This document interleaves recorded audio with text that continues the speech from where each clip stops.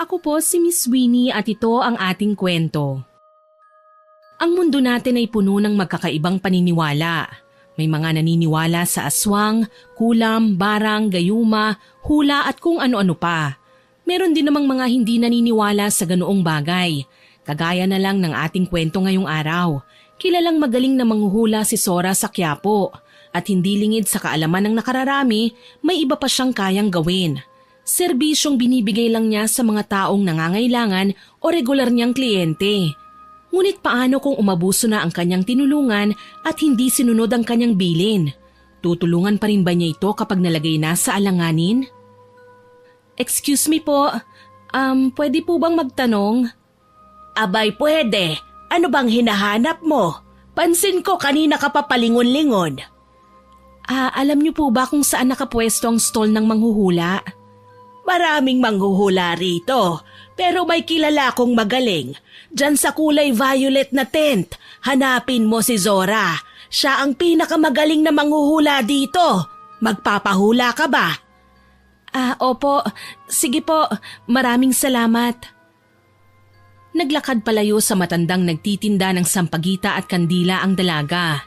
Nagtungo siya sa isang tent, hindi kalayuan sa kanila. Puno man ng kaba ang kanyang dibdib, desidido na siya sa kanyang pasya. Hindi man siya sigurado kung tutulungan nga siya ng manghuhula, magbabakasakali lang siyang mabigyan ng kasagutan ng kanyang pangarap. Nang marating niya ang pinakaharapan ng pwesto nito, humugot na muna siya ng malalim na buntong hininga. Ngunit bago pa man niya mahawi ang kurtinang nakatabing sa kanyang harapan, ay bumukas na yun. Nagulat pa siya nang bumungad sa kanya ang isang babaeng hindi naman katandaan. Pero malago ang kulot na buhok nito. Kakaiba rin ang kasuotan ng babae na bestidang mahaba. Bagamat nakangiti sa kanya, ay hindi pa rin nawawala ang kabog ng dibdib ng dalaga. Magandang umaga sa'yo. Oh, bakit namumutla ka yata? Huwag kang matakot, hindi naman ako nangangagat eh. Pasensya na po kayo. Nagulat lang po ako. Nagulat ka lang ba talaga o kinakabahan ka? Huwag kang mag-alala, alam ko kung anong yung sadya at alam na alam kong hindi ka nagpunta rito para magpahula. Halika, pumasok ka. Mas maganda na rito natin sa loob pag-usapan ng iyong sadya. Nakangiting tinalikuran ng manghuhula ang dalaga. Kaagad namang sumunod papasok ang dalagang magpapatulong sa manghuhula. Mas lalong nakadama ng kaba ang dalaga nang tuluyan na silang makapasok. Madilim ang loob ng tent. Ngunit nakapagtatakang napakalamig nun sa loob kahit pa nga tirik na tirik ang araw sa labas. Maupo ka na muna para mapag-usapan natin kung ano ba ang ipinunta mo rito. Ako nga pala si Zora. Anong yung pangalan? Opo, Lizel Vergara po ang pangalan ko. Lizel, ano ba talagang yung sadya? Gusto kong marinig kung ano ba talaga yung saloobin sa pagtungo mo rito. Alam ko po na imposible ang tulong na hihilingin ko. Pero nahihirapan na po ako eh.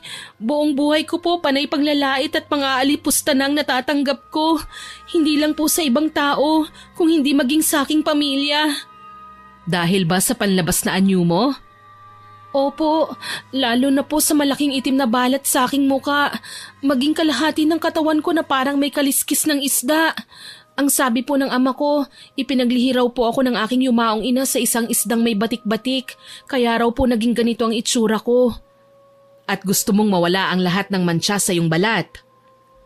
Sandaling namayani ang katahimikan sa kanilang pagitan. Ilang beses pang nagpakawala ng malalim na buntong hininga si Lizel bago kinakabahang sinabi ang kanyang hiling. Gusto ko pong gumanda, yung tipong artistahin po ang itsura. Maputi, matangos ang ilong, mapungay na mga mata. Medyo mabigat pala ang nais mo eh. Ang buong akala ko, kaunting solusyon lang ang kakailanganin mo. Nakikiusap po ako sa inyo. Buong buhay ko po gusto ko pong maging maganda. Yung hinahangaan po ng lahat. Alam ko pong imposible ang gusto ko, pero sana po matulungan niyo ako. Pero hindi ako doktor ha. Hindi ko kayang palitan ng lahat. Limitado lang ang aking kakayahan. Tuluyang bumuhos ang mga luha ni Lizel nang marinig ang sinabi ni Zora. Nawala na siya ng pag-asang maabot ang kanyang pangarap. Habang si Zora naman ay tumayo sa kanyang kinauupuan at lumapit sa isang aparador na natatabingan ng kulay itim na tela. Pagkabukas ng aparador, pinadaanan niya ng haplos ang mga boteng may laman ng iba't ibang kulay na likido. Nang magawi ang kanyang kamay sa boteng naglalaman ng kulay asul na likido, kinuha niya yon. Ipinagitna niya sa kanyang mga palad ang bote at saka siya umusal ng mga lengguaheng siya lang at mga kagaya niya ang nakakaintindi rito. Matapos gawin yon, muli siyang bumalik sa harapan ni Lisel na umiiyak pa rin. Tumahan ka na, walang magagawa ang pag-iyak mo. Mukhang hanggang pangarap ko na lang talaga ang pagganda. Hindi naman ako mayaman para makapagparetoke eh. Bukod sa mga panglalait at pang-aalipusta, ano pa ba ang pinakadahilan ng hiling mo? Gusto ko rin pong maranasan na mapuri, ang mahalin at ingatan, ang hangaan. Sige, tutulungan kita, pero sa isang kondisyon. Talaga po? Tutulungan niyo po ako? Naku, maraming salamat po. Hep, anong salamat? Hindi mo yata narinig ang sinabi ko eh. May kondisyon akong ibibigay sa'yo. Kahit ano pa po ay gagawin ko para gumanda lang. Tinitigan munang mabuti ni Zora si Lisel. Pinapakiramdaman niya muna kung maaari ba niyang mapagkatiwalaan ang dalagang humihingi ng tulong at ng ekstrang serbisyo niya. Mukhang mabait ka naman at masunurin. Bueno, bago ko ibigay ang gamot na makakatulong sa'yo, nais ko munang mangako ka na hindi mo gagamitin ang pagganda sa masamang gawain. Gagamitin ang pagganda sa masama? Posible po ba yun? Pero sige po, pangako po, hindi ko po gagamitin ang pagganda sa masamang gawain. Tumango si Zora at saka inabot sa dalagang si Lisel ang boteng naglalaman ng kulay asul na likido. Nang makuha na yun ng dalaga, tinitigan pa niya yun ng mabuti.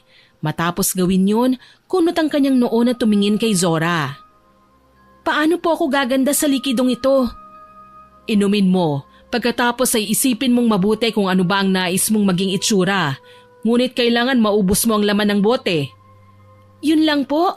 Iinumin ko lang po ito tapos gaganda na ako?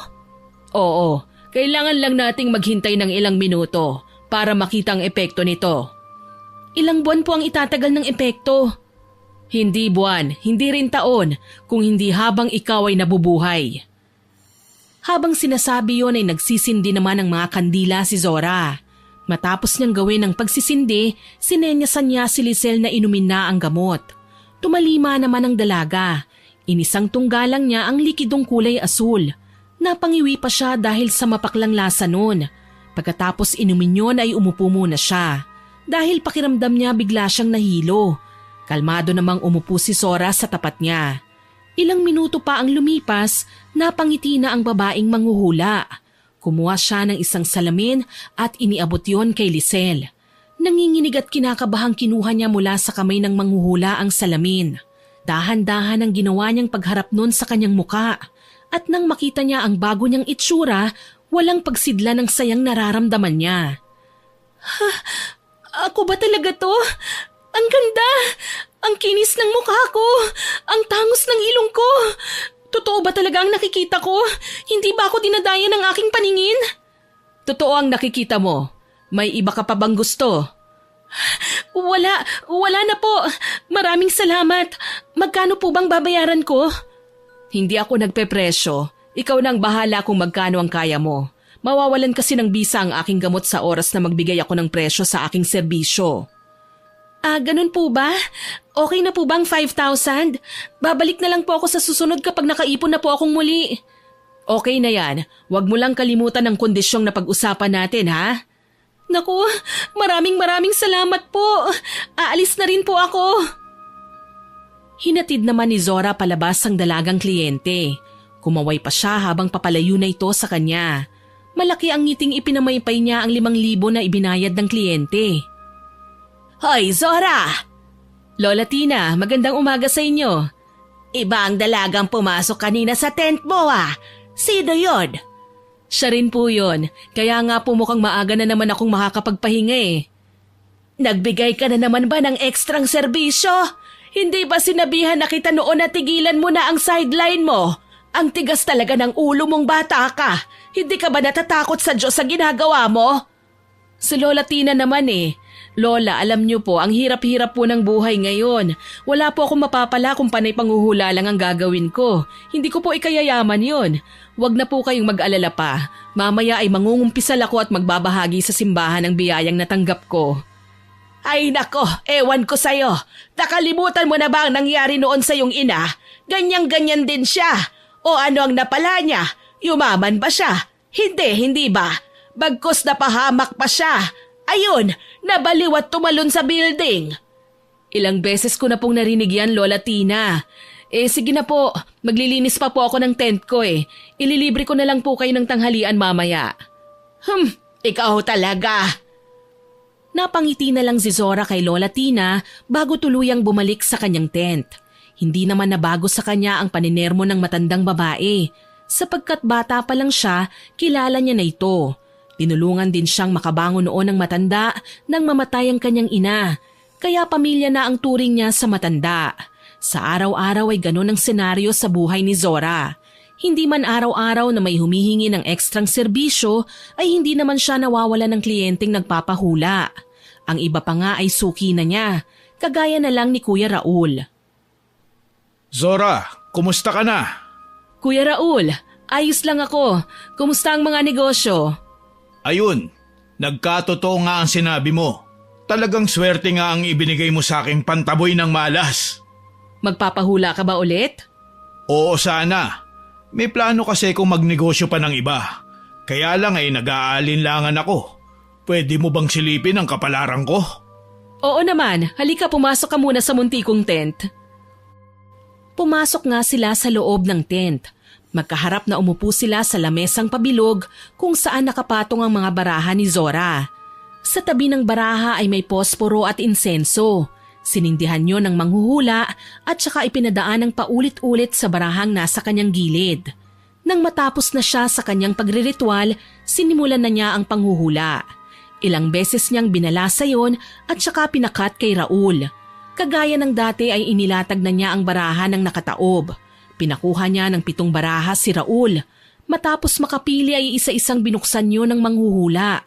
Napapangiti pa siya habang nalalantad ang mga baraha.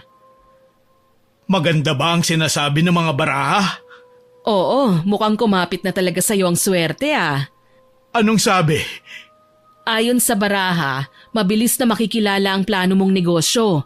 Konektado sa pagkain ng negosyong naiisip mo ano? May pag-aalinlangan ka nga, iniisip mo na baka hindi tangkilikin, lalo na at marami kang makakalaban sa linyang yon. Pero sabi ng baraha mo, ituloy mo. Huwag kang magpapadala sa iyong takot. Sunod-sunod ang swerteng darating sa'yo. Salamat! Itutuloy ko ang negosyong yun. Ay, sandali. May anak po ba kayo, Kuya Raul? Nakikita ko kasi sa baraha na isang malapit sa iyo na mas batang lalaki ang makakaranas ng napakalaking problema. At kahit maging mapera pa kayo, hindi yun mababago pa. Wala akong anak. Pero ako nag-aalaga sa ulila kong pamangkin. Bakit? Anong nakikita mo sa kanya? Hindi malinaw eh. Kaya mas maganda kung siya na lang ang pumunta sa akin. Pero mukhang hindi ito konektado sa pinansyal. Kasi pagyaman talagang nakikita ko sa mga baraha mo eh. Wala ka rin namang problema sa kalusugan. Ganun ba? Ano na naman kayang gagawing kalokohan ng batang yun? Hindi bale. Papapuntahin ko na lang siya rito. Tama, para masilip natin ang kanyang kapalaran sa hinaharap. Gusto mo bang ituloy ko pa ang panghuhula? Tumangu-tangu si Raul, kaya naman ipinagpatuloy nila ang nasimulang hula. Lumipas pa ang mga minuto at natapos na rin sila. Kagaya ng dati, satisfied na naman si Raul. Ngunit bago siya umalis, muli siyang bumili ng pampaswerteng gamot kay Zora. Hindi naman siya nagdalawang salita sa manghuhula.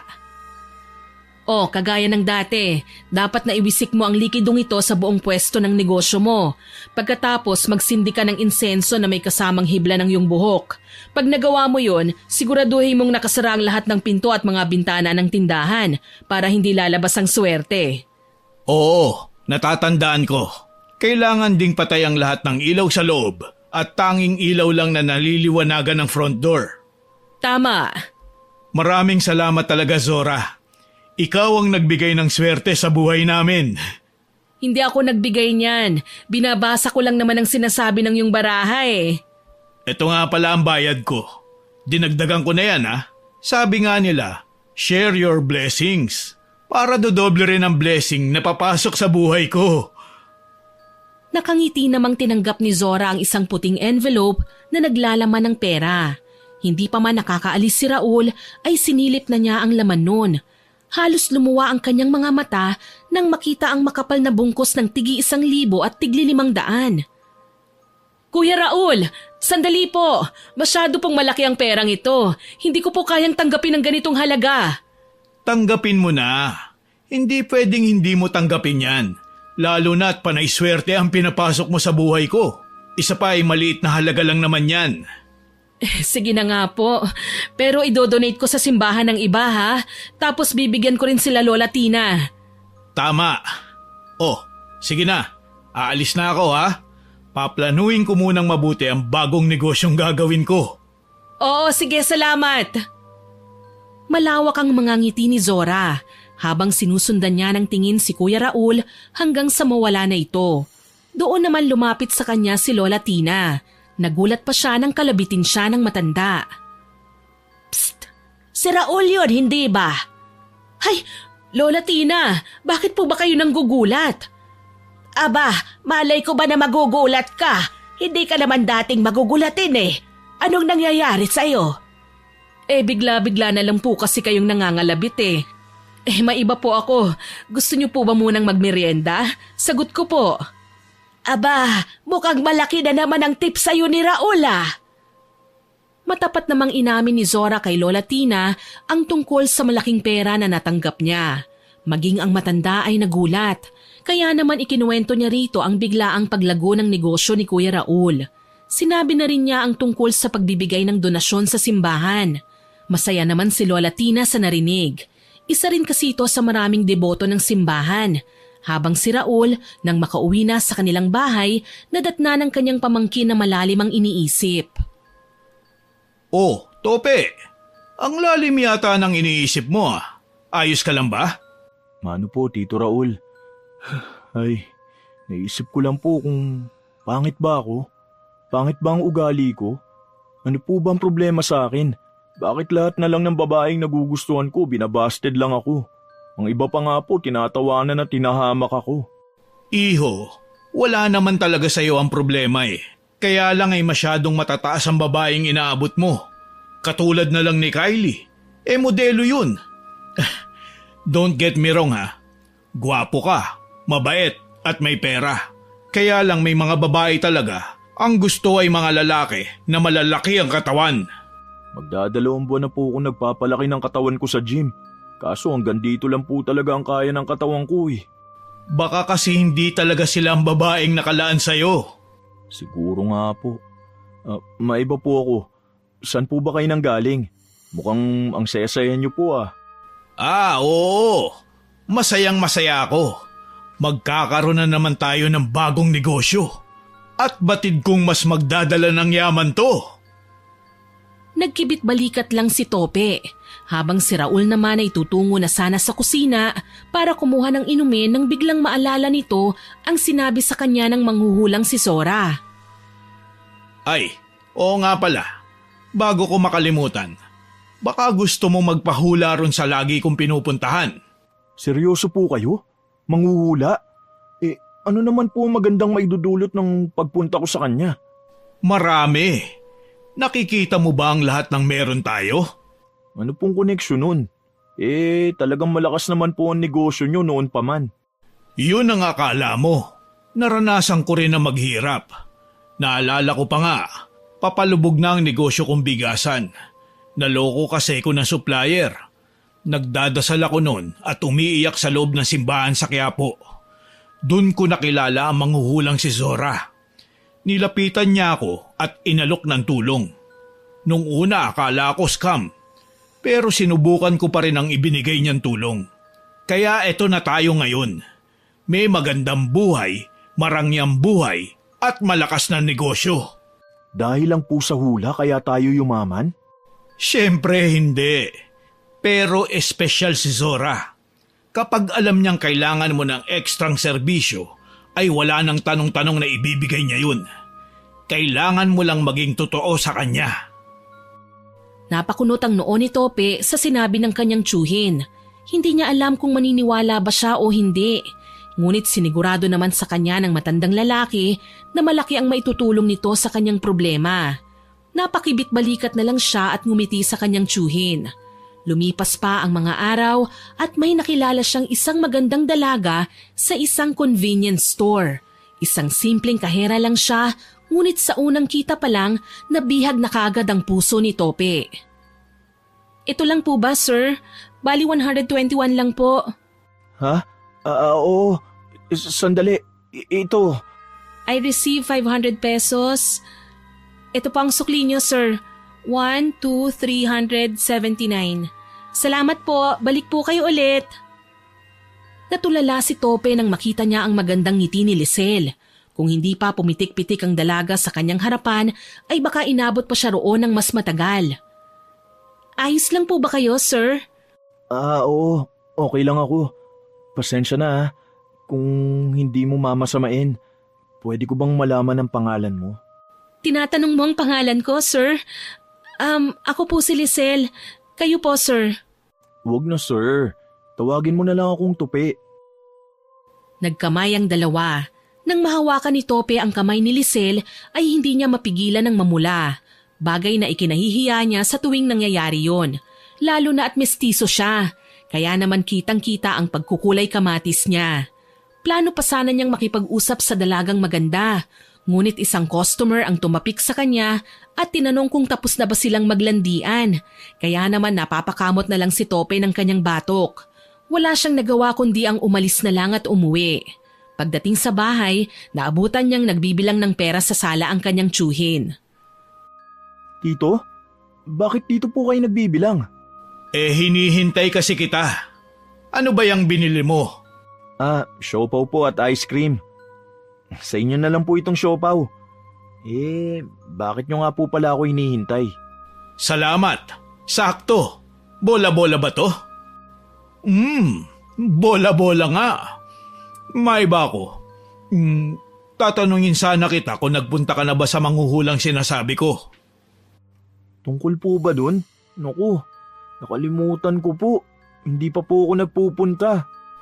Aba, kung talagang gusto mong magka-girlfriend, ay dapat ay puntahan mo na. Lalo na't napag-iiwanan ka na ng mga kasabayan mo. Kanina nagpunta sa store natin si Mendoza, yung kaklase mo dati sa koleyo. Kasama niya ang asawa at anak nila. Ako kaya, kailan kaya ako magkakaapo sa'yo? Bata pa naman po ako. Pero sigurado po ba kayong magaling yung manghuhula? Abay, oo naman.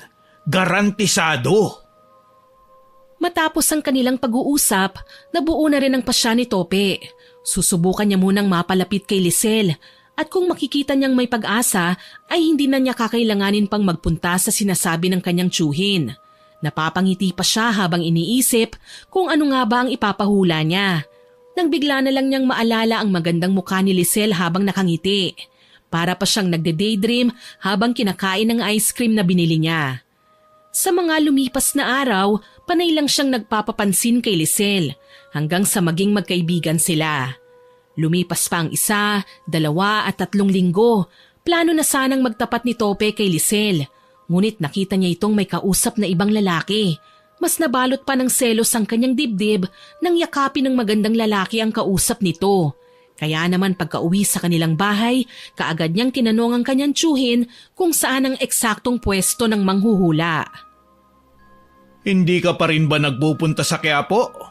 Hindi pa po. Pero ngayon, desidido na po ako. O sige, alam mo ba yung simbahan sa Quiapo? Sa labas nun, may mga nakahilerang stall. Puntahan mo yung nag-iisang may trapal na kulay ube. Paano po ako makakasigurado kung tama ang napuntahan ko? May matandang babae na nagtitinda ng kandila at sampagita sa tabi niya. Hanapin mo si Zora. Kilala siya ron. Pag nagkita na kayo, sabihin mong pamangkin kita. Sige po. Kinabukasan ay lumakad na si Tope.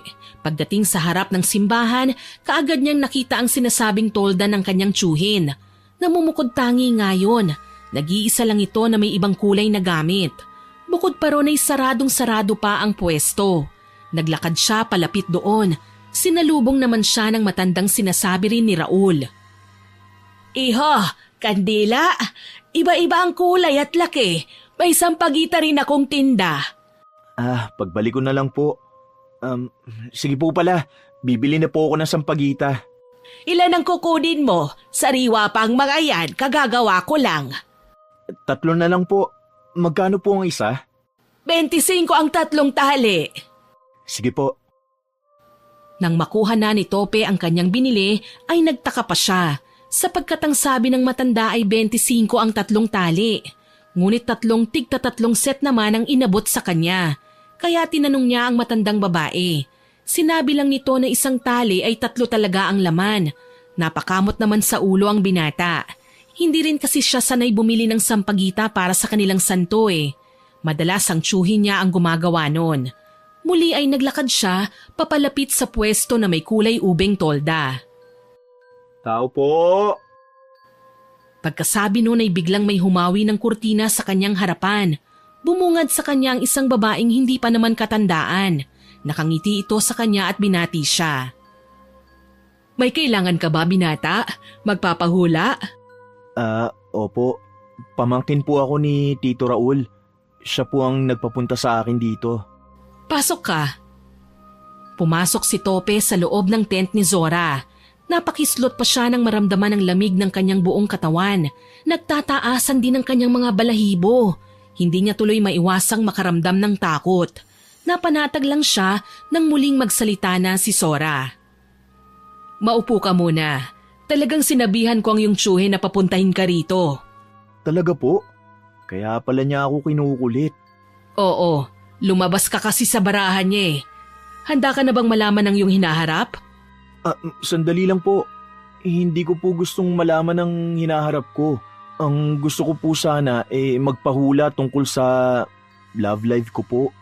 May gusto po kasi akong babae. Gusto ko lang pong malaman kung siya na po ba. Tumangulang si Zora at kagaya ng dati binalasan niya ang kanyang mga baraha. Pagkatapos pinahati niya yon sa 3 pakaliwa. Ikinalat niya ang mga baraha sa lamesa at pinapili ng 8 cards si Tope. Kumuha ka ng 8 cards. Huwag mo munang ipapakita sa akin, ha? Sige po. Sinunod nga ng binata ang sinabi ni Zora. Pagkatapos ay inaabot niya ang 8 cards sa manghuhula. Nang dumikit ang daliri ni Tope sa kamay ni Zora, ay bigla na lang napamulagat ang manghuhula. Napahigpit din ang hawak niya sa mga baraha. Napansin naman yun ng binata. Ayos lang po ba kayo? Oo. Pasensya ka na. Nagkibit balikat lang si Tope, habang si Zora naman ay napapaisip sa kanyang nakitang mga imahe. Nakita niya kasi ang kulay itim na bumabalot dito. Bukod pa ron ay may nakita rin siyang mga sugatang lalaki sa muka at braso. Umiling ang manghuhula at sinimula ng buklatin ng mga baraha. Ano po bang sinasabi ng mga cards? Lagi ka bang nababasted? Ha? Paano niyo po nalaman? Lumabas sa baraha eh. Lagi kang pinapaasa pero hindi ka naman nila binibigyan ng pagkakataon. Ngunit may nakikita ko ritong isang babae na mamahalin mo ng lubusan. Wala akong makitang detalye sa kanya eh. Ngunit nakikita ko ritong magsasama kayo. Kaya lang kailangan mong maging maingat. May panganib na paparating. Isang madilim na pangyayari ang magaganap bago mo mas maintindihan kung ano ba talaga ang gusto mo sa buhay. Ang babae po bang sinasabi niyo yung sinabi ko sa inyo kanina? Oo. Ayos lang ba na magpanibagong balasa tayo? Nais ko lang makumpirma ang katauhan ng babaeng ito. Hindi na po kailangan. Sapat na po sa akin ang malamang makakasama ko siya. Ibig sabihin, may pagkakataon ako sa kanya. Kaya lang po, mukhang may iba siyang gusto. Bueno, kung yan ang pasya mo, wala naman akong magagawa. Aminin ko po sa inyo hindi po talaga hula ang ipinunta ko rito.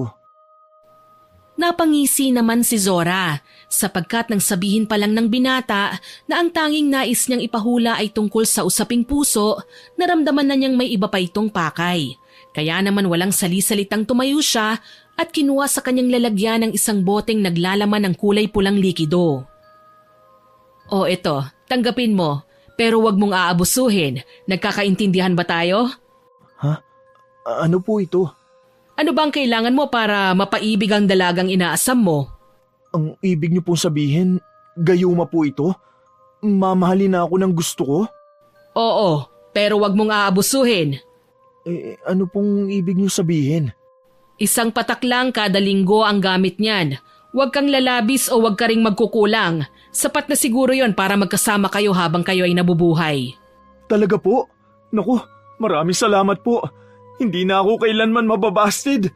Magugustuhan na rin niya ako. Nakangiting tumangutangulang si Zora. Tiwala naman ang manghuhula na susunod ito sa kanyang bilin. Pamangkin naman kasi siya ni Raul na regular naman niyang kliyente. Matapos ang kanilang pag-uusap, masayang umalis si Tope at umuwi na. Ngunit bago yun ay nag-abot muna siya ng pera kay Zora. Kaya masayang-masaya na naman ang babae. Ngunit gaya ng dati, pagkaalis pa lang ng kanyang kliyente, hinarap na naman siya ni Lola Tina. Kakaiba na naman ang mga ngiti mo ah. Kumikislapang yung mga mata sa saya. Mukhang nakadali ka na naman ah. Si Lola Tina talaga, oo. Tumulong lang po ako sa problema ng binatang yon. Lagi raw po kasi siyang binabasted eh. Yung binata kanina, kagwapo nun. Nababasted pa rin. Kaya nga po eh. Ayun, naawa po ako, tinulungan ko na. Nako, wag mong sabihing umulit ka na naman. Ang tigas ng ulo mo. Hindi ko na alam kung anong pangaral pa ang gagawin ko para lang pakinggan mo ang mga babala ko. Ay, nagugutom po ako. Kayo rin po ba? Tara, libre ko na po kayo. Nako, iniiba mo na naman ang usapan eh. Ikaw talagang bata ka. Kung hindi ko lang kaibigan ng yumao mong ina, pababayaan na lang kitang mapahamak eh. Alam ko naman pong nag-aalala lang po kayo sa akin, pero totoong nagugutom na po ako. Napapailing na lang na iniwan ni Lola Tina ang babaeng manghuhula.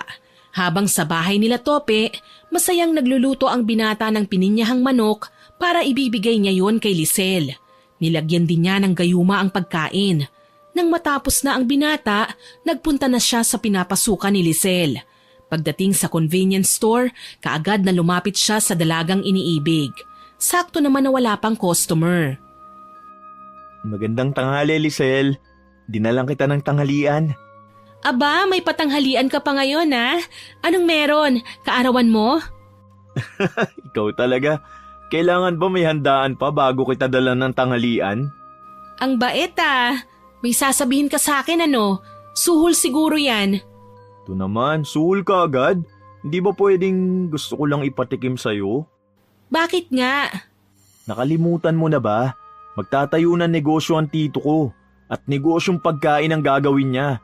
Plano ko kasing isuggest sa kanya yung pininyahang manok. Ay, oo nga pala, nakalimutan ko. Hintayin mo lang ako sandali ah. May binili lang kasi ang kasamahan ko. Tumangulang si Tope at saka lumakad papunta sa isang sulok kung saan nakapwesto ang upuan at lamesang mahaba na nakadikit sa salamin ng tindahan. Ilang sandali pa dumating na ang hinihintay ni Lisel, kaya lumapit na ito sa binatang naghihintay. Tope, nainip ka ba? Hindi naman. Upo ka na para makakain ka na ng tanghalian. Ang iksi pa naman ng break time nyo. Sandali, kukuha ko ng ekstrang plato at kubyertos. Hindi na. Kumain na ako kanina bago kita dinalhan. Ah, ganun ba? Salamat. Matikman ko nga itong pininyahang manok ala Tope. Ngumiti ng malapad si Tope, lalo na nang makita niyang sumubo na si Lisel. Sarap na sarap ang magandang dalaga sa dala niyang pagkain. Hindi na siya makapaghintay sa paggana ng gayumang ibinigay ng manghuhulang si Sora. Nang matapos ng kumain si Lisel, nagpaalam na rin siyang uuwi. Oh, anong tingin mo sa luto ko? Panalo! Paniguradong magugustuhan ng magiging customer niyo. Ang sarap at nuot hanggang sa buto ang linamnam eh. Talaga? Mabuti naman at nagustuhan mo. Sa susunod na linggo, dadala naman kita ng ibang putahe. Pero bago yun, pwede ba kitang sunduin mamaya para ihatid sa tinutuluyan mo? Ang dami mo pang sinabi. Gusto mo lang pala akong sunduin mamaya. Sige na, umuwi ka na. Hintayin na lang kita mamaya. 7 ang out ko ha. Masayang-masaya si Tope na umuwi ng kanilang bahay. Pagbukas ng kanilang front door, bumungad sa kanya ang kanyang tiyuhin na nanonood ng palabas sa telebisyon. Kaya naman lumapit siya rito para magmano at kamustahin ang tindahang pinapatayo. Mano po, Tito Raul. Kumusta na po yung itinatayong tindahan? Kaawaan ka ng Diyos. Maayos naman sa site. Walang naging problema at aberya. Mukhang sa loob lang ng 2 linggo, makakapagbukas na tayo. Talaga po? Ano naman po magiging pangalan ng kainan natin? Tops Express. Naisip ko kasi na tumatanda na ako. Kaya ang bagong negosyo natin para talaga sa'yo. Alam mo na, hindi natin masabi kung kailan tayo mawawala sa mundong ibabaw. Naku, masamang damo po kayo. Imposibleng mawala kayo kaagad sa mundo. May kasabihan nga po tayo na mahirap mamatay ang masamang damo. Hay, naku ka talagang bata ka. Nagdadrama ako dito eh. Ay, maiba ako. Napuntahan mo na ba ang manghuhulang si Zora? Napuntahan ko na po, kaya wag na po kayong mag-alala. Ano ang sabi niya? Maganda ba ang hinaharap mo? Wag na po kayong magtanong. Sikreto na po namin yun ang manghuhula. Baka pag sinabi ko po maudlot pa. Okay, kampante naman ako dahil kilala ko si Zora. Alam kong hindi niya hahayaang malasin ang kanyang mga kliyente. Matapos ang kanilang pag-uusap, nagkulong na sa kanyang silid si Tope. Humiga ang binata sa kanyang kama at inilabas mula sa kanyang tokador na nakalagay lang sa tabi ng kanyang kama ang bote na naglalaman ng gayuma. Masayang-masaya niyang pinagmasdan ang bote. Gaano kaya katagal bago tumalab ang gayumang ito? Di na bale, mamaya naman magkikita kami. Baka kahit kaunting pagkagusto, may maramdaman na sa akin si Lisel. Matutulog na muna ako. Saktong-sakto na pupunta ako mamayang 5:00 sa pinapatayong tindahan ni Tito. Naghikab muna si Tope bago niya maingat na ibinalik ang gayuma sa loob ng tokador. Pagkatapos nun, umayos siya ng higa at ipinikit na ang kanyang mga mata. Lumipas ang mga oras at sumapit na ang 4:00 ng hapon. Bumangon na si Tope at naligo. Bilang paghahanda sa kanyang pag-alis, hindi naman siya mabagal kumilos, kung kaya bago pa mag-5:00 ay nakaalis na siya. Nang marating niya ang pinapatayo ng kanyang tiyuhin at tindahan, tumulong siya sa pag-aasikaso nun. Naging runner din siya para sa ilang gamit na kakailanganing ilagay. Mabilis na lumipas ang mga oras. Pagsapit ng 7:00, nasa harap na siya ng convenience store. Bumaba siya ng kotse at pumasok na sa loob. Sakto namang palabas na rin si Lisel, kaya sinalubong na niya ang magandang dalaga.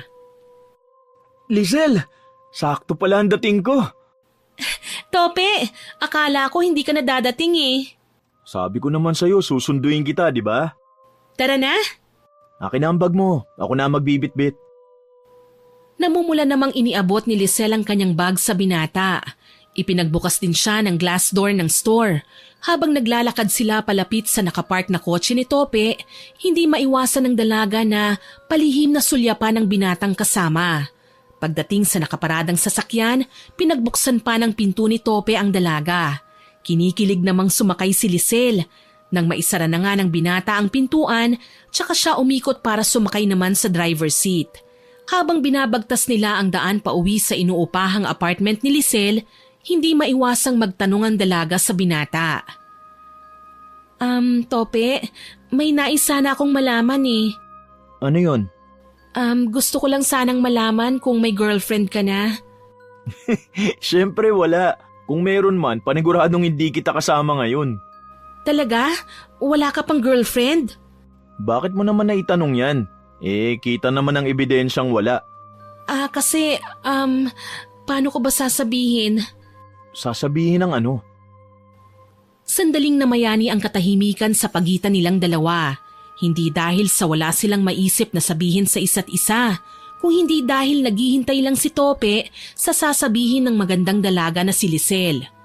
Ilang beses na humugot ng malalim na buntong hininga ang magandang dalaga bago bumaling paharap sa nagmamanehong binata. Hindi ko alam kung paano ko to sasabihin, pero sa palagay ko, may nararamdaman na ako para sa'yo eh. Nararamdaman?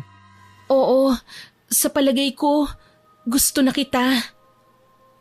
Matapos sabihin yon ng magandang dalaga, bigla na lang napapreno si Tope. Halos pareho silang kamuntikan ng mauntog. Mabuti na lang ay may suot silang seatbelt. Aray ko! Pasensya ka na. Ayos ka lang ba? Nasaktan ka ba? Ayos lang ako. Mabuti na lang at sinuot ko ang seatbelt. Alam ko na nabigla kita sa sinabi ko. Hindi ko rin maintindihan eh. Ang alam ko lang may nararamdaman ako sa puso ko at ikaw ang gusto ko. Gusto mo ko? Ibig mo sabihin, mahal mo ko? Nahihiyang tumangu-tangu si Lisel. Masaya namang hinila siya ni Tope at saka niyakap ng mahigpit. Totoo ba talaga to?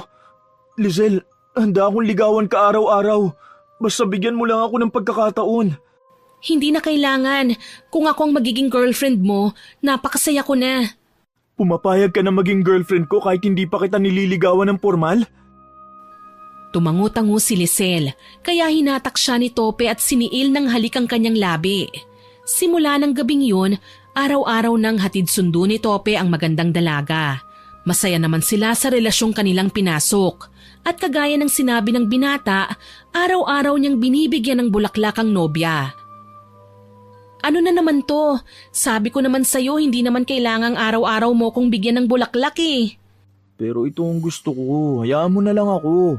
Oo nga pala. Bukas magbubukas na ang Tops Express. Susunduin kita sa apartment mo ha.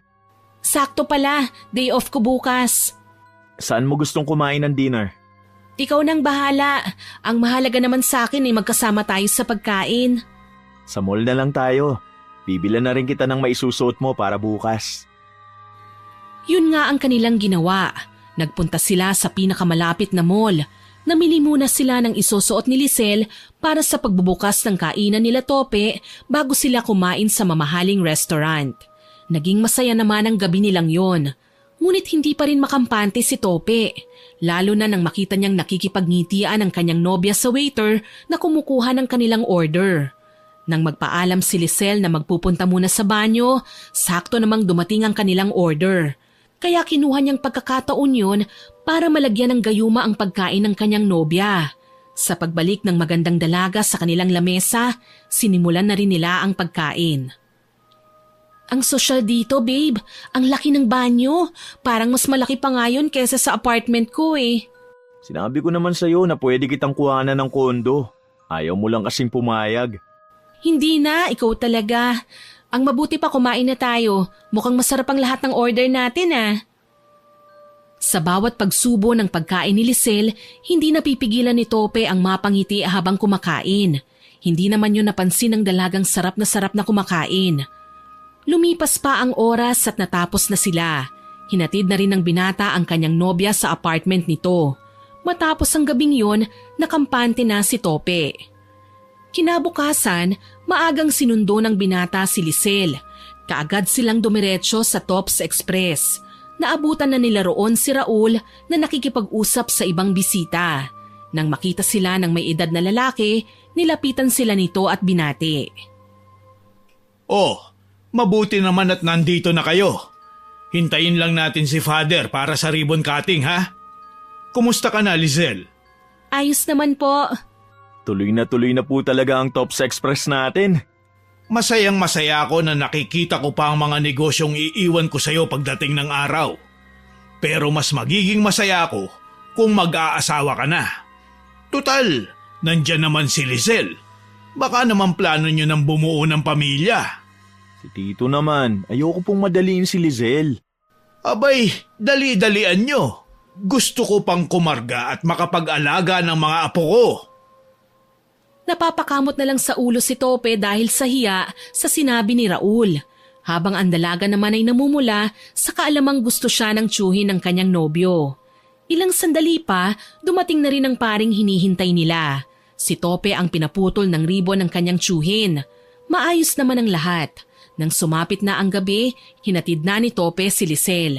Habang nasa loob sila ng sasakyan, kinausap ng binata ang maganda niyang nobya. Babe, naisip ko lang, ano kaya kung magsama na tayo? Mag-live-in? Oo, Pakakasalan naman kita eh. Kaya huwag kang mag-alala. Naisip ko lang kasi na mas makakatipid ka kung magsasama na tayo. Ako ang bahala sa lahat ng gastusin sa bahay. Saan naman tayo titira? Hindi sa ayaw ko sa bahay ng tito mo ha. Kaya lang nahihiya ako eh. Lalo na't hindi pa tayo kasal. Wala namang problema. Pwede tayong kumuha ng sarili nating bahay. Kahit tulugan lang. Gagawin mo yun? Siyempre naman. Lahat gagawin ko para sa'yo. Sige, pumapayag ako. Talaga? I love you, babe. Masayang-masaya namang nagyakapan ng dalawa, lalo na si Tope, sapagkat sa lahat ng babaeng kanyang minahal, tanging siya lang ang naging nobya niya. Kaya gusto na niyang lubos-lubusin. Nais pa niyang pakasalan ito. Ngunit bago yun ay nais niya munang masigurado ang itatagal ng gayuma sa magandang dalaga. Nang gabing yon na maihatid na si Lisel, kaagad niyang inayos at inimpake ang kanyang mga gamit. Pagkatapos ay humarap muna siya sa salamin at pinagmasda ng maganda niyang muka. Napangiti siya nang makita ang sariling refleksyon. Makinis pa rin ang kanyang balat. Wala pa ring nagbago simula nang mapaganda siya ng manghuhulang si Sora. Nang makontento na siya ay tsaka lang siya nagpahinga at natulog na. Kinabukasan, pagkahatid ni Tope kay Lisel sa trabaho, naghanap na siya ng lilipatan nila. Hindi naman siya nabigo dahil sa ilang oras niyang pagtititingin sa mga binibentang bahay, natagpuan na niya ang magiging tahanan nilang dalawa ng nobya. Kaya nang sumapit na ang uwian ni Lisel, kinuha na nila ang mga gamit ng magandang dalaga at dumiretso na sila sa kanilang bagong bahay. Ito ang magiging bahay natin? Ang ganda! Oo, pero hindi pa kumpleto ang gamit natin. Baka bukas makabili na ako ng mga gamit. Kahit pa unti-unti. Dito tayo bubuo ng pamilya. Napakasaya ko. Tara sa loob. Masayang pumasok ang dalawa sa kanilang bagong bahay. Simula ng araw na yon, unti-unti nang nagbago ang kanilang buhay. Sa paglipas ng isang buwan, malaki na ang ipinagbago ng ugali ni Lisel. Naging selosa na ito. Kagaya na lang ng gabing yon. Sinundo siya ni Tope sa trabaho at habang hinihintay ang nobya, nakipagkwentuhan ang binata sa kasamahan nitong babae. Kaya nang nasa loob na sila ng sasakyan, bigla na lang umiyak si Lisel at inaway si Tope. Ang saya mo habang nakikipag-usap kanina kay Charlene ha. Gusto mo ba siya? Nagagandahan ka ba sa kanya? Ano bang sinasabi mo, babe? Huwag mo sabihin sa akin na nagsiselos ka. Babe, wala ka naman dapat na pagselosan eh. Ikaw lang ang mahal ko. Sa mga mata ko, ikaw lang ang maganda. Sinungaling! Kitang-kita ko kung paano kang umiti habang kausap mo siya eh. Hindi mo naman siya dating kinikibo eh. Babe, huwag ka na magselos. Huwag ka mag-alala. Simula ngayon, hindi ko na siya kakausapin. Promise? Pero makikita mo pa rin siya. Eh di, hindi ko na siya titingnan. Eh mag-resign na lang kaya ako. Kung yan ang magpapakampante sa'yo, papayag ako. Tutulungan na lang kita sa Tops Express. Masayang sumang-ayon na lang si Tope dahil hindi na niya nais pang lumaki ang pagtatampo ng nobya. Kaya naman sa mga sumunod na araw, lagi niyang kasama si Lisel. Minsan ay iniiwan na niya ito sa kainan na kanyang pinapatakbo, lalo na kapag pinapatawag siya ng kanyang tiyuhing si Raul. At nang minsang mangyari yon, naabutan niyang sinisigawan at pinagagalitan ng nobya ang ilang mga tauhan nila. Nagmamadaling nilapitan niya ang mga ito. Oh, ano nangyayari? Ito kasing makating babae na ito eh. Masyadong ambisyosa. Alam mo ba na pinagnanasaan ka niya? Akala yata niya mapupunta sa kanyang lahat ng kita rito kapag naakit ka niya at naagaw sa akin eh. Ano? Tanya, totoo ba yan? Umiiyak namang nagpaliwanag ang kanilang kahera. Sinabi ng babae humahanga lang siya dahil kahit sa batang edad ay napapalakad ng maayos ni Tope ang kainan nila. Sinang-ayunan naman yun ng iba pang trabahador, maging ang kanilang serbidora. Kaya naman napahilamos na lang ng kanyang mukha si Tope at niyaya ang nobya na umuwi na muna sila. Ngunit hindi pa tapos si Lisel. Ganun na lang yun? Hindi ako makakapayag. Dapat sisantihin mo ang malanding babae na yan. Babe, please, umuwi na tayo. Sa bahay na lang tayo mag-usap. Huwag mong sabihin na mas naniniwala ka pa sa kanya kesa sa akin. Hindi ganun yun. Sa ngayon, hindi ko pa siya matatanggal. Kailangan ko muna maghanap ng papalit sa trabaho niya. Niloloko mo ba ako? Hindi kita niloloko, babe. Umuwi na tayo. Alam kong pagod ka na. Fine! Ikaw babae ka? Ayoko nang makita pang pagmumukha mo rito bukas ha. Kapag nakita pa kita, sisiguraduhin kong pagsisisihan mong nabuhay ka pa sa mundong ito. Tinignan lang ni Tope ang kanyang empleyado bago umalis kasama ang kanyang nobya. Habang nasa daan pa uwi, hindi napigilan ni Tope na kausapin ang kanyang magandang kasintahan. Kahit pa nga alam niyang maaaring magalit din ito sa kanya. Babe, napapansin ko na napapadalas ang pag-init ng ulo mo. May problema ka ba? Alam mo ang problema ko at yun ay ang mga malalanding haliparot na kagaya ng kahera natin sa Tops Express. Naku, kung hindi nga lang masama ang pumatay, baka naging kriminal na ako. Hayaan mo na lang sila, babe. Alam mo naman na ikaw lang ang mahal ko eh. At hindi kita ipagpapalit kahit kanino. Tandaan mo yan. Ikaw lang ang nasa puso ko. Kahit na, ayokong pinagnanasahan ka ng iba. Ang gusto ko ako lang. Akin ka lang. Hindi malaman ni Tope kung matutuwa ba siya o matatakot kay Lisel ng mga sandaling yun, sapagkat tila nawala na ang mabait at mahinahong dalaga na kanyang inibig. Lumipas pa ang mga araw at mas lumala pa ang pagiging obses ni Lisel, kaya hindi na napigilan pa ni Tope ang magbukas ng kanyang saloobin sa kanyang tiyuhin. Nang magkita sila, humingi siya ng payo rito. Tito, hindi ko na alam ang gagawin ko. Nasasakal na ako sa sobrang pagkasilosa ni Lisel. Hindi ko nga po alam kung saan niya nahuhugot ang pagsiselos na yun. Kinausap mo na ba siya tungkol dyan? Lagi ko naman pong sinisigurado sa kanya na siya lang ang mahal ko. Umamin ka nga sa akin. Ano ba talaga ang pinagawa mo kay Zora? Kasi kung nagpahula ka, malamang nasasabihin niya na maaaring mangyari ang bagay na ito. Naging desperado na po kasi ako eh. Ang gusto ko lang naman po eh, mahalin ako ng babaeng mahal ko. Hindi ko naman po inakalang ganito ang mangyayari. Ginayuma mo si Lisel? Nahihiyang yumuko si Tope. Batid niyang hindi naman talaga tama ang kanyang ginawa eh. Ngunit hindi rin niya inakalang ganito ang magiging epekto. Nais pa sana niyang maglabas ng kanyang saloobin sa kanyang tiyuhin nang may matanggap siyang tawag mula sa kanyang empleyado. Ayon dito, nagwawala sa kusina ang kanyang nobya. Kaya naman nagmamadali siyang nagpaalam kay Raul. Ano? Sige, pupunta na ako. Tito, pupunta muna ako sa kainan natin. May emergency lang po. O sige, mag-ingat ka ha. Huwag kang masyadong mag-alala. Tutulungan kitang lumapit muli kay Zora. Tumangulang si Tope. Patakbo siyang lumapit sa kanyang kotse. Nang makasakay na kagad, pinaharurot na niya yon. Halos paliparin na niya ang kanyang sasakyan para maawat ang kanyang nobya na kanya lang ginayuma. Wala pang kalahating oras ay narating na niya ang harap ng Tops Express. Pagkaparada niya ng sasakyan, patakbong pumasok siya sa loob ng kainan at dire-diretso siya sa kusina. Nagimbal siya ng madatnang sinasabunutan ni Lisel ang isa sa kanilang babaeng tagaluto. Walang sino man sa mga naroon ang magtangkang umawat. Takot ang lahat na madamay eh. Kaya hindi na nag-isip pa ang binata at kaagad na nilapitan ng nobya para awatin. Babe, tama na! Bitiwan mo na siya!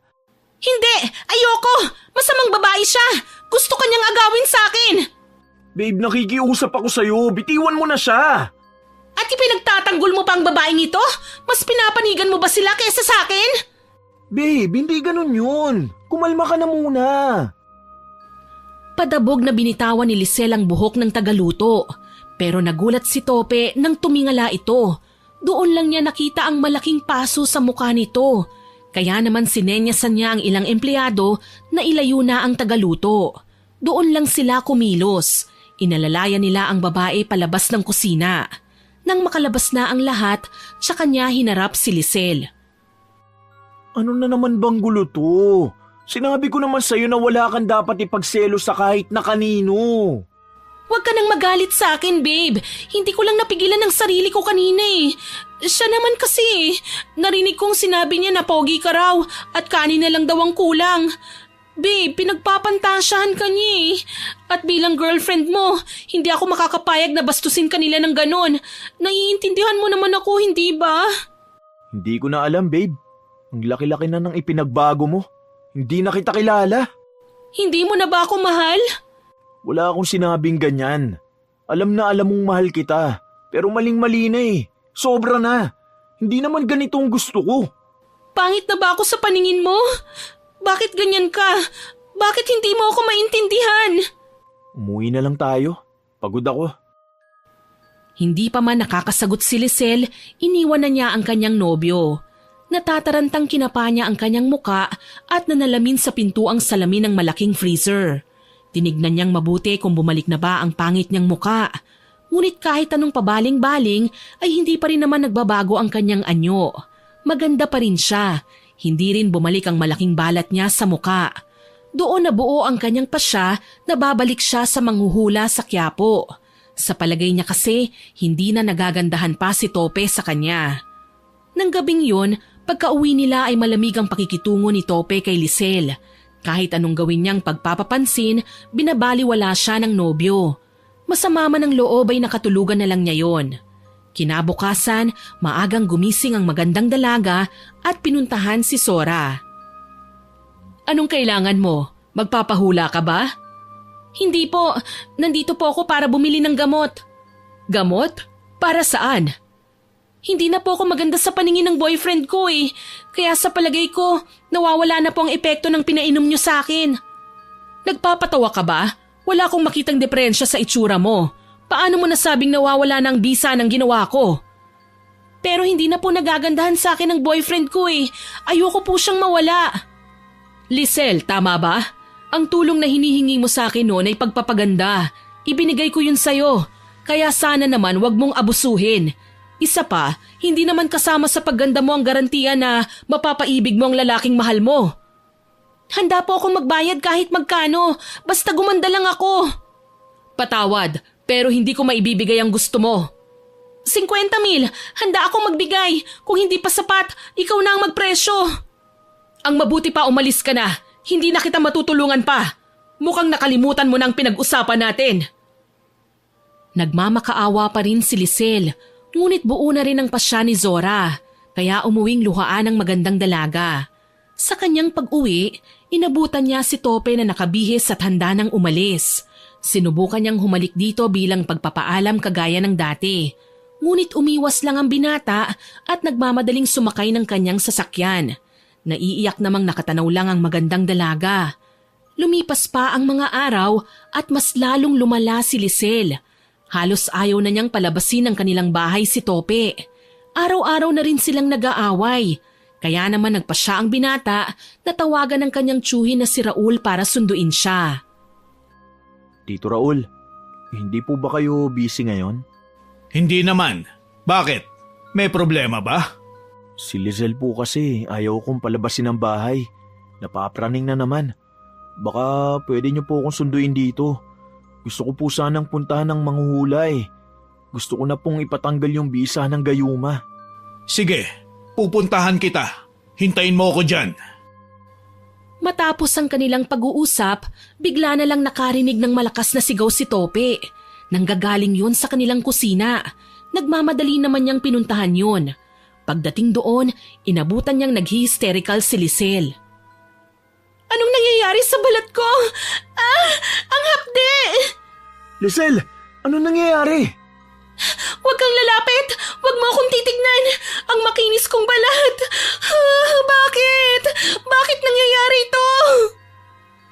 Nag-aalalang lumapit si Tope, kahit pa nga sinabihan na siya ng nobya na huwag lumapit.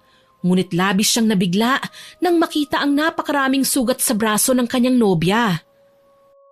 Ano to? Bakit nagkakaganito ang balat mo? Sandali, dadaling kita sa ospital. Hindi pwede. Ayoko sa ospital. Pero kailangan kitang dalhin sa ospital. Kumawala si Lisel sa pagkakahawak ng kanyang nobyo na si Tope. Nang makawala ay nagtatakbo siya papasok ng kanilang silid. Doon ay natatarantang tinignan niya ang kanyang itsura sa harap ng salamin. Para siyang pinagbaksakan ng langit at lupa nang makitang nagsusugat na nga ang kanyang balat. May mga marka ring lumalabas na sa kanyang muka. Humahagulgol na napasigaw na lang siya sa sobrang takot na kanyang nararamdaman. Hindi niya inaasahang mangyayari ang bagay na yun. Ang tanging nais lang naman niya ay gumanda. Dala ng sobrang pighating nararamdaman, nawalan siya ng malay. Yun naman ang inabutan ni Tope, nakabubukas lang ng nakakandadong pinto ng kanilang kwarto. Lisel! Tarantang nilapitan ni Tope ang walang malay na kasintahan. Sa kanyang paglapit, doon lang niya nakita na hindi lang pala sugat ang meron sa katawan ng kanyang nobya. Maging ang mukha nito naapektuhan na rin. Yun naman ang eksenang inabutan ni Raul. Nagulat pa ang tsuhin niya pagkakita sa kalagayan ni Lisel. Anong nangyari? Hindi ko po alam. Sa palagay ko po may kinalaman ng gayumang ginamit ko. Tito Raul, ano pong gagawin ko? Dalhin na muna natin siya sa ospital. Pagkatapos, dumiretso tayo kay Zora. Kung totoo ang hinala mo, tanging siya lang ang makakatulong sa atin. Opo. Babe, Lisel, patawarin mo ko. Hindi ko akalain ganito ang mangyayari. Huwag mo na munang dibdibin ang bagay na yan. Madali ka. Buhatin mo na siya. Umiiyak na binuhat ni Tope ang magandang dalaga. Nagmamadaling dinala siya sa pinakamalapit na ospital. Pagdating doon, inasikaso lang nila ang mga kailangang ayusin bago sila umalis at nagtungo sa Quiapo. Ilang minuto lang ang biniyahe nila bago narating ang pwesto ni Zora. Pagdating doon ay walang paligoy-ligoy na sinabi nila sa manghuhula ang kanilang pakay. Zora, sinamahan ko ang pamangkin ko. Mukhang nagkaroon ng problema ang gamot na binigay mo. Paano nangyari yon? Sa tagal ko nang ginagawa ito, ngayon palang nagkaroon ng ganitong kaso. Ano bang nangyari? Aminin ko po. Sa palagay ko, napasobra yung gayumang napainom ko sa girlfriend ko. Isang beses isang linggo lang dapat na pinapainom yon. Paano mo nasabing sumobra? May mga panahon po na hinahaluan ko ang pagkain niya sa tuwing napapansin kong nanglalamig siya eh. Ano? Hindi ba't sinabihan na kita na makakasama kapag sumobra? Nakakadismaya ka naman. Malungkot na napayuko na lang si Tope dahil sa kahihiyang nadarama. Napahugot naman ng malalim na buntong hininga si Zora. Hay nako, tinulungan ko na nga kayo, ganito pa. Hindi na talaga ako magpapadala sa awa ko sa mga kagaya ninyo. Pasensya ka na, Zora. Hindi ko rin alam ang tungkol sa gayuma. Nito lang niya kasi sinabi sa akin eh. Ano ngayon ang plano nyo? Gusto ko po sanang mapawalang bisa yung gayuma. Kaya niyo naman po yung gawin, di ba? Tumayo si Zora at lumakad ng pabalik-balik habang nakahawak sa kanyang ulo. Hindi dahil sa naiinis siya sa binata, kung hindi dahil sa paraang alam niya para mawala ang bisa. Bigyan mo ko ng magandang rason para tulungan ka. Totoong mahal na mahal ko po si Lisel. Kahit pa nga nakakasakal na siya minsan, hindi nagbagong nararamdaman ko para sa kanya. Ano-ano bang naging epekto sa kasintahan mo? Kanina lang po bigla na lang siya nagkaroon ng sugat sa buong katawan niya. Nagkaroon din po siya ng batik-batik na pulang marka sa mukha. Ano? Imposible. Kung magkaroon man ng epekto ang gayuma ay pagkahilo, pagsusuka at pananakit ng buong katawan. Paanong nangyari na… Hindi ko po alam. Maliban na lang kung ang ginayuma ay nakulam. Matutulungan mo ba kami, Zora? Pag-iisipan ko, mas magandang umuwi na muna kayo. Pagkatapos ng 2 araw, bumalik kayo sa akin para sa sagot ko. Pero… Halika na, Tope. Bumalik na lang tayo sa 1 araw. Paano po si Lisel? Hindi madali ang gusto mo, pero kung madadala niyo siya sa akin bukas, baka malaman natin kung ang gayuma ba talaga ang dahilan. Sige po, dadaling ko na lang siya bukas. Matapos sabihin yun ay nagpaalam na rin ang magtiyo. Habang sa ospital naman kung nasaan si Lisel ay nagkaroon ng gulo. Nagwawala siya at inaaway ang lahat ng nurse at doktor na pumapasok sa silid na kanyang kinalalagyan. Nagsimula ang lahat ng sabihin sa kanya ng doktor na hindi nila alam kung anong sakit ang meron siya. Dahil ayon sa resulta ng kanyang mga test, normal naman daw ang lahat. Umalis kayong lahat! Mga wala kayong silbi! Pera lang namin ang gusto nyo! Pero wala naman kayong magagawang tulong! Peste kayo! Mga mukhang pera! Matapos sabihin yun ay walang sabi-sabing nagwala na naman siya. Lahat ng kanyang mahawakan ay kanyang ibinabato papunta sa pinto. Walang may lakas ng loob na pakalmahin siya dahil lahat ng magtatangkang lumapit sa kanya ay sinasaktan niya. Yun naman ang nadatnang eksena nila Tope at Raul. Nang makita ni Lisel ang nobyo niyang binata, bigla na lang siyang bumalik sa higaan at nagtalukbong. Ginawa niya yon para takpan ang kanyang itsura. Lisel, ano nangyayari? Maayos na ba ang pakiramdam mo? Huwag kang lalapit! Ayokong makita mo ako sa ganitong sitwasyon. Alam ko sa oras na makita mo ang itsura ko, hindi mo na ako mamahalin. Hindi mangyayari yun. Lalo na't may makakatulong na sa atin. Hindi ko nga lang alam kung mapapatawad mo pa ako kapag gumaling ka na. Hindi ako magagalit sa'yo. Sa puso ko, alam kong ikaw lang ang tinitibok nito.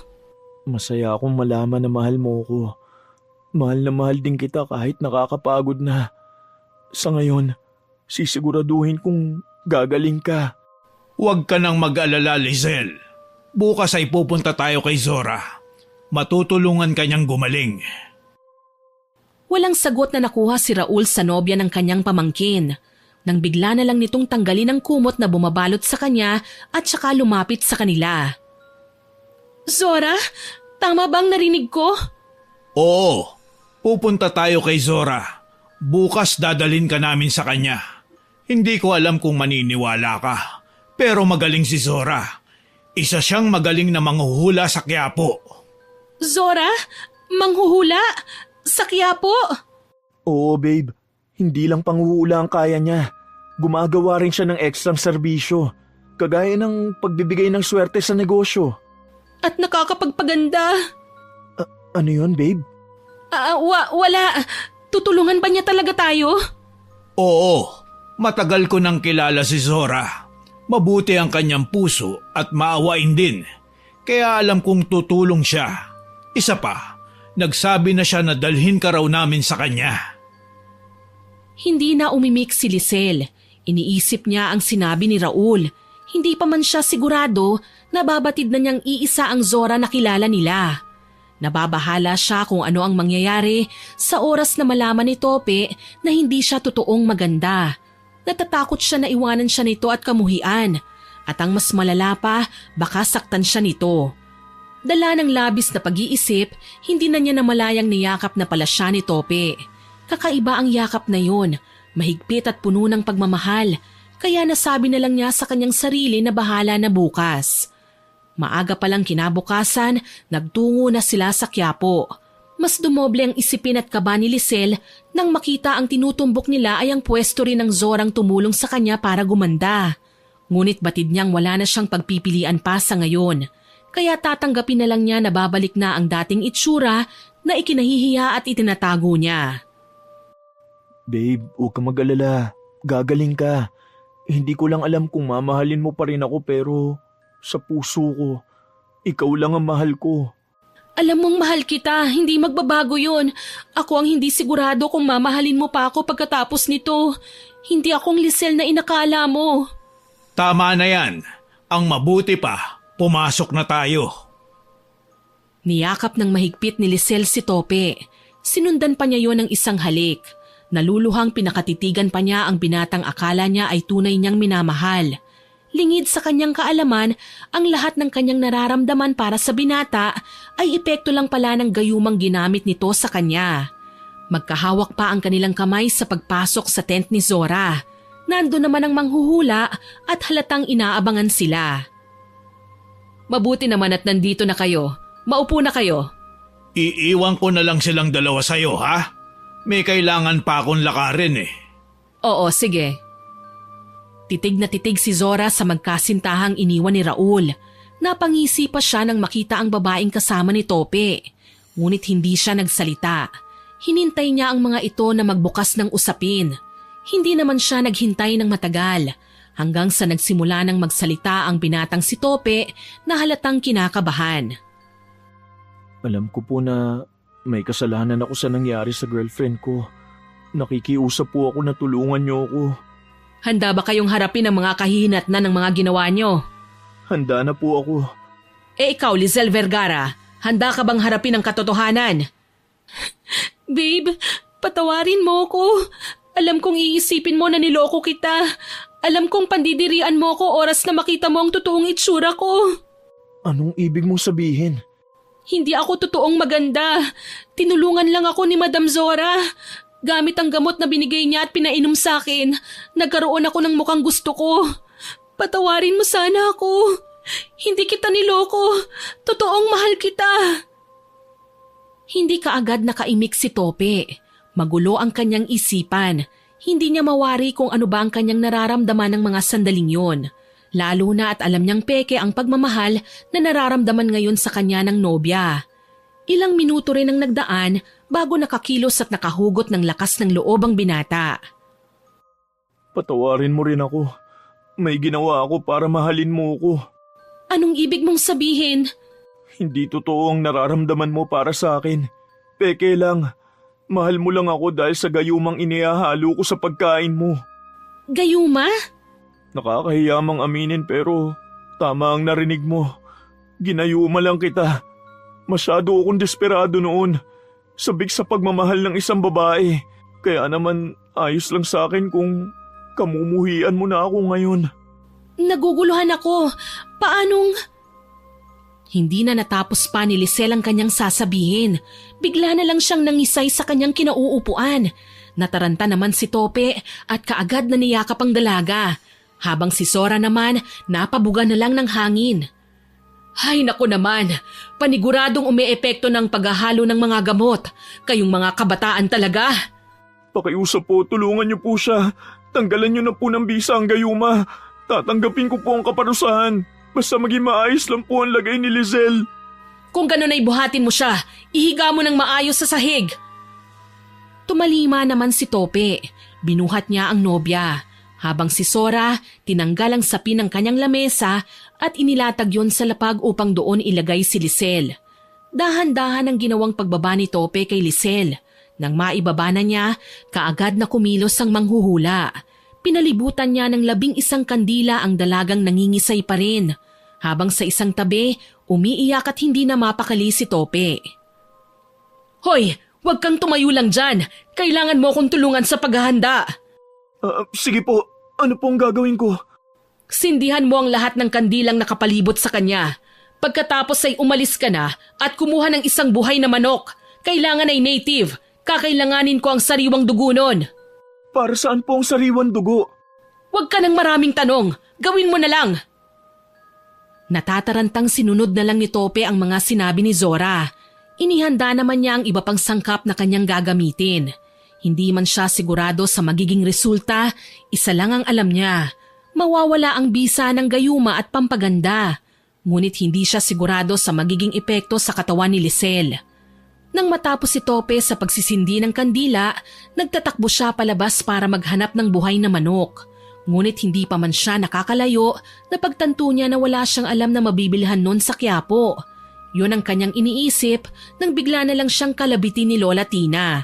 Nagulat pa siya pero kaagad ding kumalma. Kayo lang po pala, Lola.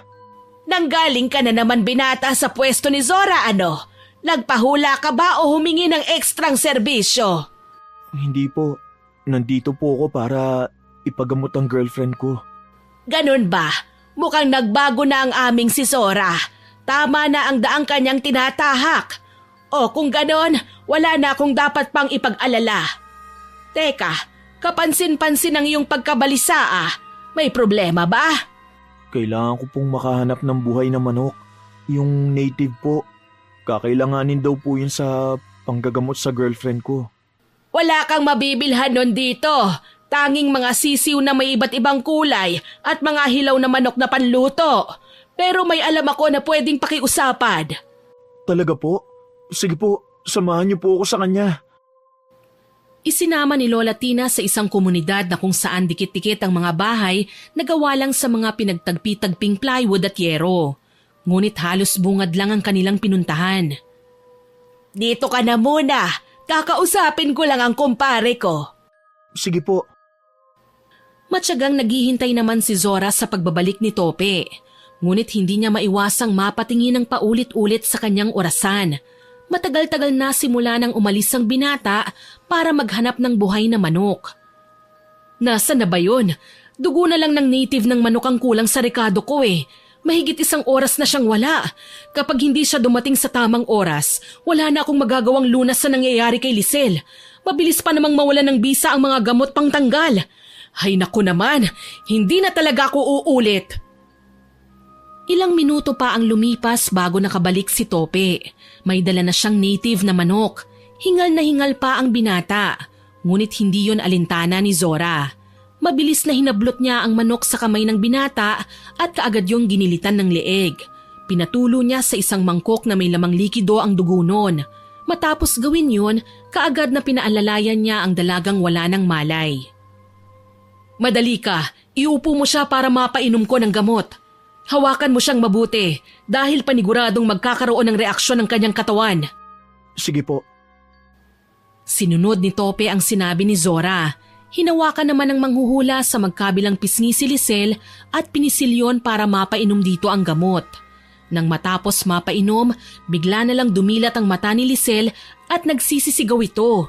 Kasunod nun ay ang walang hintong pagsusuka ng dalaga. Kulay itim pa ang nilalabas niya. Halos masuka-suka naman si Tope dahil sa amoy nabubulok yon. Habang si Zora, nag-oobserba lang. Lumipas ang halos kalahating oras. Tuluyan nang natanggal ang bisa ng gayuma. Ngunit kasama ding natanggal ang pampaganda na ibinigay naman noon ni Zora kay Lisel. Nang magbalik ang tunay na itsura ng dalaga, napaatras pa si Tope. Napansin naman yon ni Zora. Anong nangyari sa mukha at balat niya? Sinabi na niya, hindi ba? Nakalimutan mo na kagad? Totoo palang sinasabi niya. Ito pala ang ibig niyang sabihin. Oo, bumalik na ang dati niyang itsura. Nang tanggalin natin ang bisa ng gayuma, kasama ring natanggal ang nabulok na gamot pampaganda.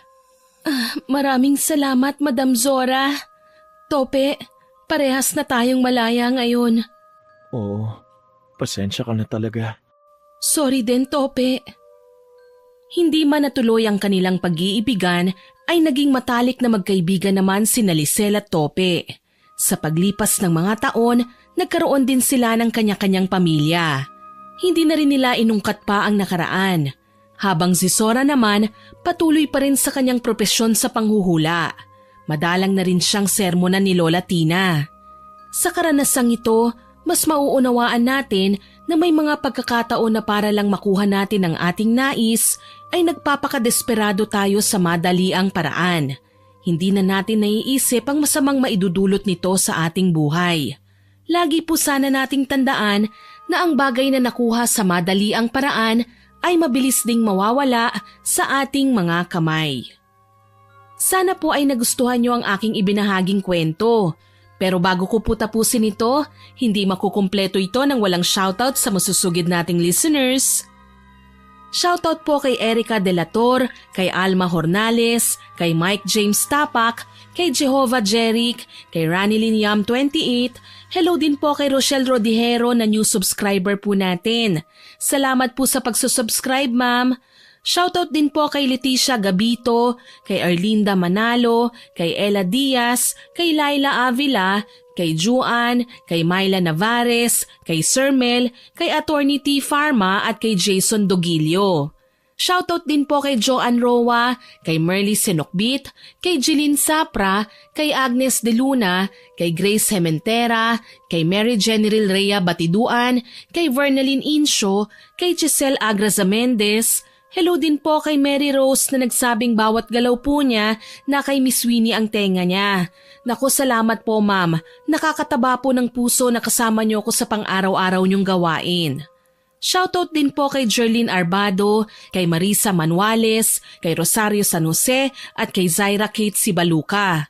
Shoutout din po sa mga mahal kong regular listeners na sina Ma'am Lydia Lopez, Ma'am Filipina Palsario, Ma'am Pamela Allen, kay Cherry Mukbang ASMR, kay Ma'am Angelina Ignacio, Ma'am Beth Mercado, Ma'am Milrose Galvez, Ma'am Milrose Demate, kay Mary Joy Sabaresa, kay Marco Nanes, kay Hana Maylin Sesgundo, kay Ma'am Belen Malbas, kay Roberto Crimen, kay Ma'am Rosalina Bugayon, kay Vivian Batermonia, kay Francisco Neng, kay Ma'am Alma Flores, kay Chef Lance MBB, kay Febe Ranyada, kay Sir George Ativo, kay Ma'am Tina Dekit, kay Hadigya Matalam, kay Puresa Tagiwalo, kay Kimberly Espanola, at kay Ma'am Heidi Tanchanco. Mahal ko po kayong lahat at lubos ang pasasalamat ko sa pagsusuporta niyo sa akin. Yung iba nga lang po ay hindi ko nare-replyan ng mahaba, pero alam ko po kung sino-sino ang matyagang nakikinig at nakasuporta sa channel natin. Yung iba pa pong listeners na hindi ko pa nababanggit, sa next upload ko po comment lang kayo at ilagay ang names nyo para ma-line up ko for shoutout.